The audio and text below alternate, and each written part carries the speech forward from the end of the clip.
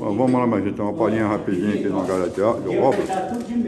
Colocação aqui de revestimento. Isso aqui já está colocado. Guardando para fazer a limpeza e o rejunte. Correto? É isso aí. É terça-feira, uma palhinha rapidinha aí da uma galera de obras. Né?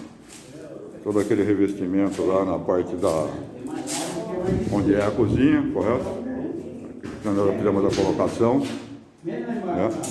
Depois vamos partir aqui para esse banheiro social, que vai piso também em outro revestimento aqui, correto? E finalizado esse, vamos ir aqui para o banheiro da suíte, correto? Contrapiso regularizado, pronto, né? E depois vamos fazer a colocação aqui.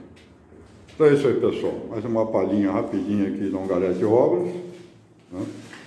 Colocação de piso e revestimento. Né? Terça-feira, de manhã, iniciando mais uma obrinha aqui. É isso aí. Então vamos lá, vamos que vamos. E até a próxima, se Deus quiser, assim permitir.